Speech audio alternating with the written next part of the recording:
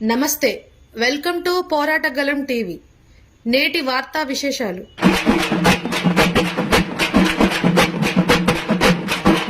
CH Sitamahalakshmi, anganwadi teachers and helpers association, AITUC రాష్ట్ర deputy general secretary. ఈవేళ ప్రజలందరూ మన ప్రభుత్వం అని ఎన్నుకొని కాంగ్రెస్ ప్రభుత్వం ప్రజాప్రభుత్వం అనుకున్నారు. ఈవేళ చూస్తే ప్రజలందరి సమస్యలతో పాటు అంగన్వాడీ ఉద్యోగుల సమస్యలు కూడా ఎక్కడున్నావంటే ఏసిన దగ్గరే ఉన్నానన్న చందంగా ఉంది. ఈవేళ మంత్రి సీతక్క గారు మాటలు కోటలు దాటుతున్నాయి, చేతలు గడపలు దాటనటువంటి పరిస్థితి. అనేక సందర్భాల్లో మంత్రిగా ఆమె ప్రమాణ స్వీకారం చేసినటువంటి సందర్భంలో మొట్టమొదటి సంతకం మినీ టీచర్ల మీద ఫైల్ మీద పెట్టారు. చాలా సంతోషపడ్డారు మినీ టీచర్ల సమాజం మొత్తం. కానీ ఇప్పటి వరకు వాళ్ళకి పూర్తి వేతనం ఇవ్వకుండా ఇంకా సెంట్రల్ గవర్నమెంట్ బడ్జెట్ రాలేదు, అది రాలేదు, ఇది రాలేదు అని 4 నెలల వేతనం ఎట్లా ఇచ్చారు? ఇప్పుడేమో సెంట్రల్ గవర్నమెంట్ బడ్జెట్ అని చెప్తున్నారు. మన డైరెక్టర్ గారిని కలిసాము ఈ విషయం మీద. రాష్ట్ర బడ్జెట్లో భట్టి గారు సంతకం అయిపోయింది, మీకు మార్చి నెల వేతనం మీరు ఏప్రిల్ నెలలో ఫుల్ జీతం అందుకుంటారు అని చెప్పారు. అసలు ఇంత దాకా రాకూడదు. మీరు ఏమి హామీ ఇచ్చారు? మేము సమ్మె చేసేటప్పుడు మీరు ఏవైతే సమస్యలు అడుగుతున్నారో వాటన్నిటినీ మేము పరిష్కారం చేస్తామని చెప్పారు. అదే నేపథ్యంలో మేనిఫెస్టోలో 18,000 వేతనం ఇస్తామని చెప్పారు. ఇప్పుడు ఆ 18,000 వేతనం గురించి మాట్లాడట్లే, మీరు చెప్పినటువంటి హామీలు మాట్లాడట్లే. అట్లనే ఈవేళ మీరు చెప్పినటువంటి హామీలు ఏంటంటే 24 రోజులు సమ్మె చేసాం మేము. 24 రోజులు సమ్మె సందర్భంలో సమ్మెకాలపు వేతనం చెల్లిస్తామని చెప్పారు మేము ఫస్ట్ కలిసినప్పుడు. ఇప్పటి వరకు సమ్మెకాలపు వేతనం చెల్లించలే. దాంతోపాటు రిటైర్మెంట్ బెనిఫిట్ గత ప్రభుత్వం హామీ ఇచ్చింది, ఈలోపు ఎన్నికలు వచ్చినాయి, జీవో విడుదల చేయలేకపోయింది. మీరు వచ్చారు, మేము 2 లక్షలు ఇస్తామని చెప్పారు. జీవో విడుదల చేయడానికి మీకు ఇబ్బంది ఏంటి? జీవో విడుదల చేసే ఏరియర్స్ కంటిన్యూ చేయొచ్చును కదా. వాళ్ళని 24 జూలైలో రిటైర్డ్ చేశారు. ఇప్పుడు ఆ రిటైర్డ్ అయినటువంటి టీచర్లకి జీతం లేదు, భత్యం లేదు, పని లేదు, పెన్షన్ లేదు. ఇట్లాంటి నేపథ్యంలో వాళ్ళు తిండి లేక అల్లాడుతున్నటువంటి పరిస్థితి. మీరు ఇస్తామన్న 2 లక్షలు కూడా ఇవ్వలే. టీచర్లకు కానీ ఆయాలకి 1 లక్ష రూపాయలు అది కూడా ఇవ్వలే. ఇవాళ బాగా ఇబ్బంది పడుతున్నటువంటి ఇష్యూ ఏంటంటే వేసవి సెలవులు. ఈ వేసవి సెలవులు సర్క్యులర్ మీద రాష్ట్రమంతా అధికారులు గందరగోళం సృష్టించారు. అది ఏంటనేది మీకు తెలుసు, మాకు తెలుసు. నేను ఇప్పుడు దాని జోలికి పోవట్లే. కానీ ఒక సంఘాన్ని సపోర్ట్ చేస్తూ సర్క్యులర్ తీసుకురావటం అనేది అధికారులకి కరెక్ట్ కాదు. మంత్రి గారు చెప్పారు ఇవాళ నుంచి వేసవి సెలవులు స్కూళ్లతో పాటు అమలవుతున్నాయని మంత్రి గారు చెప్పారు. అన్ని యూనియన్స్ కలిసినాయి, అడిగినాయి. మీరు ఒక సర్క్యులర్ నిజాయితీగా పారదర్శకంగా విడుదల చేయండి. ఒకళ్ళని సపోర్ట్ చేస్తూ విడుదల చేయడం అనేది సరైన పద్ధతి కాదు.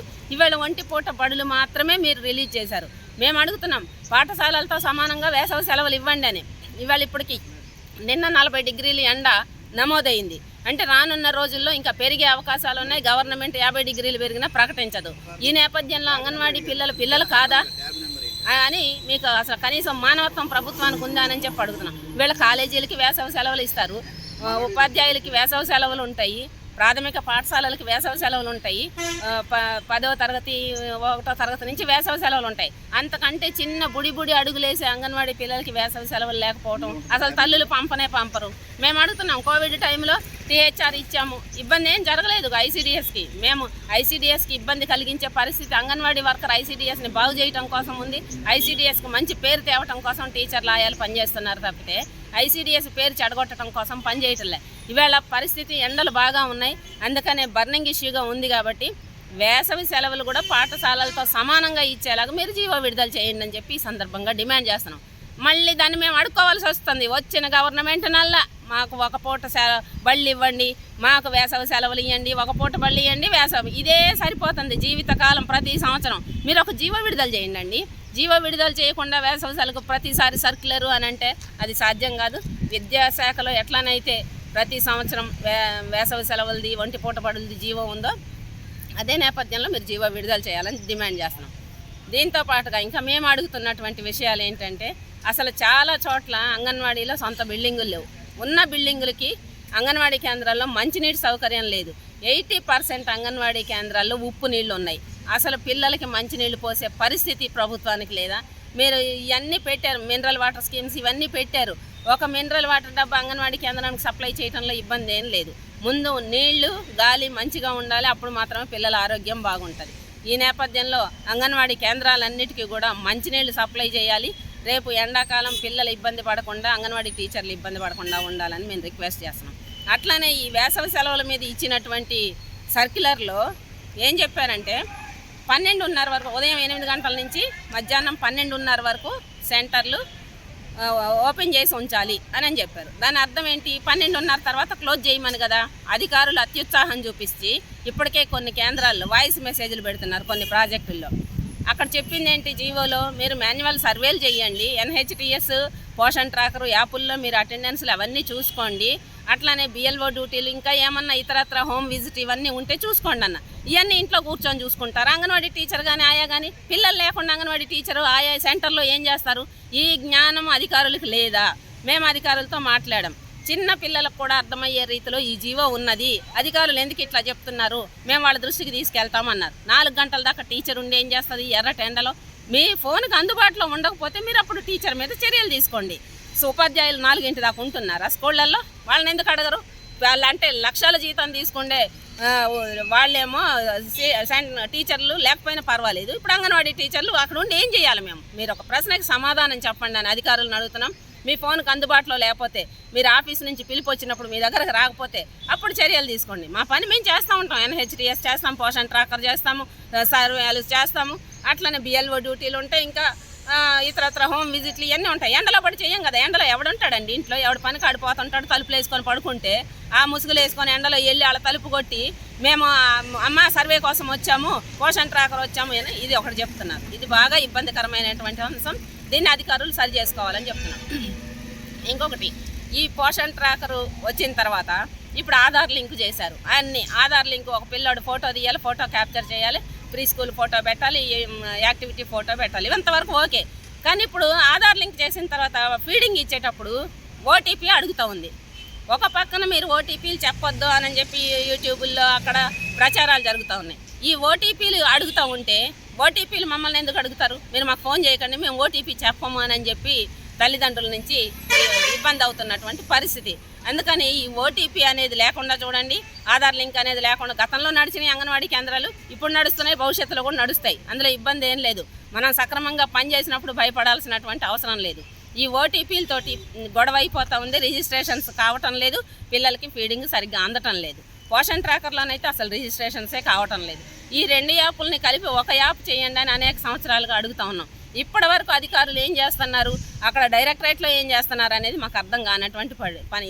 స్టేట్లో ఐసీడీఎస్ మొత్తం మన దగ్గర నుంచే చూస్తున్నారు కాబట్టి ఈ యాప్లని మెర్జ్ చేయాల్సినటువంటి బాధ్యత ఇక్కడ మనకు ఉన్నటువంటి అధికారులది ఉంది. ఈ సంవత్సరాలుగా అడుగుతూ ఉన్నా కూడా చేస్తున్నాం ఎంతకాలం చేస్తానండి? పని అప్పచెప్పడానికి వెంటనే ఒక సర్క్యులర్ ఇచ్చేస్తారు, ఒక మెసేజ్ పెట్టేస్తారు. ఇబ్బంది లేకుండా కింది స్థాయి నుంచి అంగన్వాడీ వర్కర్లు చేసేయాలి. కానీ కింద ఉన్నటువంటి ఇబ్బందులు ఏంటనేది అంగన్వాడీ వర్కర్లు పనిచేసే నేపథ్యంలో, ఆయాలు పనిచేసే నేపథ్యంలో ఉన్నటువంటి ఇబ్బందులు ఏంటనేది మీకు అర్థం కానటువంటి పరిస్థితి. ఇప్పటికీ చాలా 14,000 పైచిలుకు అంగన్వాడీ కేంద్రాలు, ఆయాల పోస్టులు, టీచర్ పోస్టులు ఖాళీలు ఉన్నాయి. ఈ ఖాళీలు ఎప్పుడు ఫిలప్ చేస్తారు? సూపర్వైజర్లు, ఎల్డీసీలు, యూడీసీలు, సిడిపిఓ ఖాళీలు ఉన్నాయి. ఇన్ని ఖాళీలు పెట్టుకొని గతంలో ఇన్ఛార్జ్ అలవెన్స్ ఇచ్చేవాళ్ళు. ఒక పక్క సెంటర్లో టీచర్ లేకపోయినా, ఆయా లేకపోయినా పనిచేస్తే ఇన్ఛార్జ్ అలవెన్స్ ఇచ్చేవాళ్ళు. ఈ తెలంగాణ వచ్చిన తర్వాత ఇన్ఛార్జ్ అలవెన్స్ ఎత్తేసారు. అట్లానే అంగన్వాడీ టీచర్లు మీటింగులకు వెళ్తే ఆ మీటింగులకు ఇస్తున్నటువంటి టీఏడిఏలు ఎగ్గొట్టేసినటువంటి పరిస్థితి. ఇవన్నీ ఏది అంటే ప్రతిదీ అంగన్వాడీ టీచర్కి కొర్రుబడే పరిస్థితి మాత్రమే ఈ ప్రభుత్వాలు చేస్తున్నాయి. అంగన్వాడీ టీచర్లనే ఆయాలు ఈ ప్రభుత్వాలు కప్పట్లు కొట్టించుకోవటం కోసం, ఈ సంక్షేమ పథకాలు అమలు చేయించుకోవటం కోసం మాత్రమే వీళ్ళని ఉపయోగించుకుంటున్నారని చెప్పి మేము బలంగా భావిస్తూ ఉన్నాం. భవిష్యత్తులో కనుక ఇట్లానే మీరు అంగన్వాడీ టీచర్ల ఆయాలని ప్రభుత్వాలు పనులు చేయించుకోవటానికి ఉపయోగిస్తే చాలా తీవ్ర వ్యతిరేకత వస్తుందని కూడా ఈ సందర్భంగా హెచ్చరిక చేస్తూ ఉన్నాం. దీంతోపాటు ఈవేళ పిల్లలు ఉన్నటువంటి సెంటర్లు కొన్ని ఉన్నాయి, పిల్లలు లేని సెంటర్లు కొన్ని ఉన్నాయి. అసలు ఆయాలు లేక ఆ టీచరు 2 పనులు చేసుకోలేక ఇబ్బంది పడుతూ ఉంది. పోనీ జీతం నెల వస్తుందానంటే ఇప్పుడు ఈ నెల జీతము బడ్జెట్ ఎండింగ్ ఇయర్ అంటున్నారు. మన డైరెక్టర్ గారిని కలిస్తే బడ్జెట్ ఎండింగ్ ఇయర్ అంటున్నారు.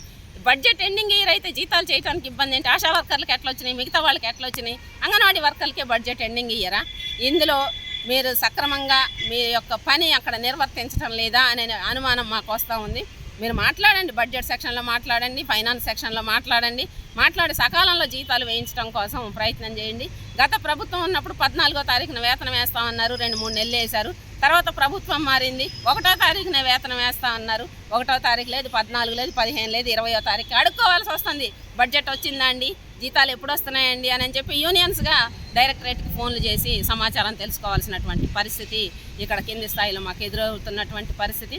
వీటితో పాటు మన పక్కన ఉన్నటువంటి ఆంధ్రాలో చంద్రబాబు నాయుడు గారు గ్రాట్యుటీ అమలు చేస్తానని చెప్పారు. సరే, అక్కడ కూడా సమస్యలు ఉన్నాయి, అక్కడ కూడా ఆందోళనలు జరుగుతూ ఉన్నాయి. అంగన్వాడీ టీచర్లు ఆయాలు రోడ్ల మీదకి వస్తున్నారు సమస్యల పట్ల. గ్రాట్యుటీ మన దగ్గరికి ఎందుకు ఇంప్లిమెంట్ చేయలేకపోతున్నారు, మీరు ఎందుకు ధైర్యంగా హామీ ఇవ్వలేకపోతున్నారు అని మేము అడుగుతా ఉన్నాం. అట్లానే రిటైర్డ్ అయినటువంటి టీచర్లకి మీకు సంఖ్య మీ దగ్గర ఉంది, ఎంతమంది ఉన్నారు, ఎక్కడి నుంచి ఉన్నారు అనేది మీ దగ్గర ఉంది. కానీ వాళ్ళకి సంబంధించి ఎలా బతుకుతారు అని చెప్పి ఆ పెన్షను దాంట్లో జీవో కోడ్ చేయాలని చెప్పి కూడా డిమాండ్ చేస్తా ఉన్నాం. ఇప్పుడు జూలై నుంచి తిండి లేదని చెప్తాను, కోడ్ చేయాలని చెప్పి దీన్ని కూడా కోడ్ చేస్తాం. అదే నేపథ్యంలో ఇంకా అనేక సమస్యలతో అంగన్వాడీ కేంద్రాలు కొనారిల్లుతూ ఉన్నాయి. అంగన్వాడీ టీచర్ కేంద్రాన్ని నడపాలంటే భయపడిపోయే పరిస్థితి ఉంది. కత్తి మీద సాములాగా ఉంది. ఈవేళ ఇంటద్దెలు నెల నెల వెయ్యరు, మరి బడ్జెట్ లేదంటారు. బడ్జెట్ లేకపోతే అంగన్వాడీ టీచర్ ఎట్లా ఇస్తుంది తన జీతంలో నుంచి నెల నెల అద్దె? ఓనర్ ఊరుకోడు. ఆ నేపథ్యంలో ఈమె జీతం నుంచి ఓనర్కి అద్దె కట్టి ఆ అద్దె అంగన్వాడీ కేంద్రం లేకపోతే ఖాళీ చేయమ్మా అంటున్నాడు. చిన్న పిల్లలకి ఎవరు ఇస్తారండి? ఎక్కడంటే అక్కడ పాసు పోస్తారు, చికాకు చేస్తుంటారు, బొమ్మలు గిమ్మలు అన్నీ పడేస్తూ ఉంటారు. పిల్లలతో ఇంట్లో ఒక్క పిల్లతోనే ఏగలేకపోతున్నాం. అట్లాంటిది 10 మంది 12 మంది 15 మంది 2 4 పిల్లల్ని పెట్టుకొని అంగన్వాడీ కార్యకర్త పనిచేయాలంటే పనిచేయలేనటువంటి పరిస్థితి. అంగన్వాడీ కేంద్రం ఖచ్చితంగా అన్ని బిల్డింగులు కట్టాలంటున్నాం. బిల్డింగులు లేని చోట స్కూళ్ళల్లో గదులు అడగండి, విద్యాశాఖతో మాట్లాడండి, స్కూళ్ళల్లో పెట్టించండి. ఇది ఒక భాగం అయితే, ఇప్పుడు క్రచ్ సెంటర్లు పిఎం స్కూల్స్ అని వచ్చినాయి. అన్ని అంగన్వాడీలకేనండి, ఏది కాదు. ఎవరు ఏది మాట్లాడినా ముందు అంగన్వాడీ కేంద్రాలకు ఎసరు తేవాలనే చూస్తారు. ఈ క్రచ్ సెంటర్లకు పిల్లలు ఎక్కడి నుంచి పంపాలంటే అంగన్వాడీ సెంటర్ నుంచి పంపాలంటే ఆమెకు వేరే జీతం ఇస్తారట. మేము అడుగుతున్నాం, ఇంకొక ఆమెను పెట్టుకొని వేరే జీతం ఇచ్చే బదులు మాకు వేతనం పెంచుతానన్నారు కదా, వేతనం పెంచి ఆ పని అంగన్వాడీ టీచర్తో ఎందుకు పని చేయించరు? ఇప్పుడు అంగన్వాడీ కేంద్రాలు క్రచ్ సెంటర్ లాగే చేస్తున్నాయి. ఇంతకంటే మించిన పని ఏం చేస్తారు క్రచ్ సెంటర్లో? అది క్లారిటీ లేదు, జాబ్ చార్ట్ లేదు, ఏం లేదు. ఇప్పుడు పిఎం స్కూల్స్ అట. పిఎం స్కూల్స్ పాఠశాలల్లో నడవాలట. పాఠశాలల్లో నడవాలంటే హెచ్ఎంలు అందరూ బాగా ఒత్తిడి చేస్తున్నారు, అంగన్వాడీ పిల్లల్ని మాకు పంపించండి అని. మేము మొన్న డైరెక్టర్ గారిని అడిగాము ఈ విషయం. మన అంగన్వాడీ పిల్లల్ని పాఠశాలలకు హెడ్ మాస్టర్లు అడిగితే పంపించే పరిస్థితే లేదు, మీరు గమనంలో పెట్టుకోండి, మన పిల్లలు మన దగ్గరే ఉండాలని క్లియర్ కట్గా చెప్పారు. అందుకని మీరు భరోసా ఇవ్వండి. అదే నేపథ్యంలో ఒక పక్క ప్రైవేట్ స్కూళ్ళు పుట్టగొడుగుల్లాగా నడుస్తూ ఉన్నాయి. ఈ పుట్టగొడుగుల్లాగా వచ్చే ప్రైవేట్ స్కూళ్ళను అడ్డుకోకుండా గవర్నమెంట్ స్కూళ్ళనేమో నిర్వీర్యం చేసి, అంగన్వాడీ కేంద్రాలని నిర్వీర్యం చేసి ఈ ప్రైవేటు పాఠశాలల్ని అభివృద్ధి చేయడంలో ప్రభుత్వ ఉద్దేశం ఏంటనేది తెలియాల్సిన అవసరం ఉంది. ఈవేళ నూతన విద్యా విధానంలో భాగంగానే అంగన్వాడీ కేంద్రాల నిర్వీర్యం జరుగుతుంది, ప్రభుత్వ పాఠశాలల నిర్వీర్యం జరుగుతూ ఉంది. ఇప్పటి వరకు టీచర్ పోస్టులు ఫిలప్ చేయకపోవటానికి, అట్లనే సబ్జెక్టులు ఉన్నటువంటి పోస్టులు, టీచర్ పోస్టులు తెలుగు కానీ సైన్స్ కానీ ఇట్లా రకరకాల లెక్కలు ఈ టీచర్లను ఫిలప్ చేయకపోవటానికి కారణాలు ఏంటంటే ఇది ప్రభుత్వ విద్యని నిర్వీర్యం చేయాలి. ఇది ఒక్కటే ప్రభుత్వం, కేంద్ర ప్రభుత్వం పెట్టుకుంది. అందుకని నిర్వీర్యం చేసే పద్ధతిని మొత్తం కింది స్థాయిలో ఉన్నటువంటి ఉద్యోగులు, ఉపాధ్యాయులు, అంగన్వాడీ కార్యకర్తలకు, సంఘటిత రంగం అసంఘటిత రంగం అంతా గట్టిగా ప్రభుత్వాన్ని నిలదీసే పరిస్థితి, ఐక్యంగా పోరాటం చేసిన పరిస్థితి వస్తేనే మాత్రం ఈ సమాజంలో మనం మార్పు తీసుకురాగలుగుతాం. ఒకప్పుడు ప్రజలందరూ గట్టిగా రోడ్ల మీదకి వచ్చి అడిగిన నేపథ్యంలోనే ఇవాళ ఈ హక్కులన్నీ సాధించుకున్నాం. ఇవాళ 12 గంటలు పని చేయమని చెప్తా ఉంది గవర్నమెంట్. 12 గంటలు పని చేయాలంటే శరీరం సహకరించాలి. ఈవేళ ఒక వైపేమో 57 సంవత్సరాలకి నువ్వు ముసలాడు అయిపోయావని ఆసరా పెన్షన్ ఇస్తూ ఉన్నారు. మళ్ళీ టీచర్స్ని, ప్రభుత్వ ఉద్యోగుల్ని 62 సంవత్సరాల దాకా మీరు చేయండి, మా దగ్గర డబ్బులు లేవని అంటే వీళ్ళు ముసలాళ్ళు కానీ 57 వాళ్ళు, 62 వాళ్ళు ముసలాళ్ళు గారా? 65 సంవత్సరాలు అంగన్వాడీ కార్యకర్త ముసలిది కాదా? అంగన్వాడీ ఆయా ముసలిది కాదా అని చెప్పి ఈ సందర్భంగా ప్రభుత్వాన్ని నిలదీస్తూ ఉన్నాం. ఇదే నేపథ్యంలో ఈవేళ అంగన్వాడీ కార్యకర్త ఆయాలు చాలామంది సర్టిఫికెట్లు లేక వాళ్ళ వయసు తెలియక చాలామంది రిటైర్డ్ దాంట్లో పెట్టేశారు. బోన్ టెస్టింగ్కి అవకాశం ఇవ్వమన్నాం. కొన్ని జిల్లాల్లో బోన్ టెస్టింగ్కి అవకాశం ఇచ్చారు, చాలా జిల్లాల్లో బోన్ టెస్టింగ్కి అవకాశం ఇవ్వక తక్కువ వయసు ఉన్నటువంటి వాళ్ళు కూడా ఈవేళ ఆయాలు రిటైర్డ్ అయినటువంటి పరిస్థితి. అక్కడ ఎంజిఎం డాక్టర్ గారిని అడిగితే ఆయన ఇచ్చిన సర్టిఫికెట్ ఏంటి? 65 సంవత్సరాల లోపు అని ఇచ్చాడు. 65 సంవత్సరాల లోపు ఏంటి? ఇంకొక హాస్పిటల్కి వెళ్తే బోన్ టెస్ట్ చేసి ఖచ్చితంగా 60 సంవత్సరాల, 62 సంవత్సరాల, 59 సంవత్సరాల ఖచ్చితంగా రిపోర్ట్ ఇచ్చాడు. ఇక్కడ ఈ డాక్టర్ గారిని హెచ్ఓడిని అడిగితే మేము కరెక్ట్ వయసు ఇవ్వకూడదు, ఇస్తే మా ఉద్యోగాలు పోతాయన్నారు. మనం కరెక్ట్ వయసు ఇవ్వకుండా నా అధికారి నాకు ఇంత వయసు ఉందని నిర్ధారించి నన్ను రిటైర్ చేయాల్సిన బాధ్యత ఆమె మీద ఉంది. అందుకని మేము ఎంజిఎం హాస్పిటల్ డాక్టర్ గారిని కూడా రిక్వెస్ట్ చేస్తా ఉన్నాం, ఖచ్చితమైనటువంటి వయసును నిర్ధారించి ఇవ్వండి. ఇంత లోపు అని అంటే ఏం రిటైర్మెంట్ వయసు పెట్టాలి ఆమెకి. అందుకని ఇట్లాంటి లోపాలన్నీ ఉన్నాయి. ఇదంతా డిపార్ట్మెంట్ చేయాల్సిన పని. డిపార్ట్మెంట్ చేయకుండా ఒక సర్క్యులర్ విడుదల చేసేసి మీ చావు మీరు చావండి అని చెప్పి ఇవాళ ఆదిలాబాద్లో కానీ సిరిసిల్లలో కానీ చాలా చోట్ల ములుగులో కానీ అంగన్వాడీ ఆయాలు ఈ బోన్ టెస్టింగ్ మన జిల్లాలో ఖమ్మం జిల్లాతో సహా బోన్ టెస్టింగ్ సక్రమంగా జరగక ఆయాలు తక్కువ వయసు ఉండి కూడా రిటైర్డ్ అయిపోయి అనేక ఇబ్బందులు పడుతూ ఉన్నారు. ఖచ్చితంగా వీళ్ళ మానసిక ఇబ్బందిని మీరు అర్థం చేసుకోండి. అంగన్వాడీ టీచర్లకు ఆయాలకు న్యాయం చేయండి. అనేక రకాల సమస్యలు ఉన్నాయి కింది స్థాయిలో. డైరెక్టర్ గారు అన్ని సంఘాలను పిలవండి, జాయింట్ మీటింగ్ పెట్టండి. ఆ రకంగా సమస్యల పరిష్కారానికి క్షేత్రస్థాయిలో కృషి చేయండి. అదే నేపథ్యంలో ఐసీడీఎస్ స్టార్ట్ చేసి 50 సంవత్సరాలు పూర్తి వస్తూ ఉంది. ఇప్పటికీ క్షేత్రస్థాయిలో సమస్యలన్నీ అలాగే పడవబడి ఉన్నాయి. ఖచ్చితంగా దీన్ని అధికారులు గమనించాలని చెప్పి డిమాండ్ చేస్తూ రానున్న రోజుల్లో అంగన్వాడీ ఉద్యమాన్ని తీవ్రతరం చేస్తామని ఈ సందర్భంగా ప్రభుత్వానికి హెచ్చరిక చేస్తాం. సమావేశాలు జరుగుతూ ఉన్నాయి. అదే నేపథ్యంలో వీళ్ళు పెంచుతానన్నటువంటి వేతనాలు ఏంటనేది క్లారిటీ ఇవ్వాలి. దాంతోపాటు మినీ టీచర్ల బకాయిల మీద క్లారిటీ ఇవ్వాలి. మాకు రావాల్సిన 2016 నుంచి అంగన్వాడీ టీచర్లకి ఆయాలకి రావాల్సినటువంటి టీఏ బిల్స్ కానివ్వండి, సెంటర్ అద్దెలు కానివ్వండి, ఇట్లానే మెనూ ఛార్జెస్ కానివ్వండి, వీటన్నిటిని కూడా బడ్జెట్ సఫిషియెంట్గా ఐసీడీఎస్కి సరిపడా బడ్జెట్ కేటాయించి ఈ ప్రభుత్వం యొక్క నిజాయితీని నిరూపించుకోవాలని చెప్పి డిమాండ్ చేస్తున్నాం.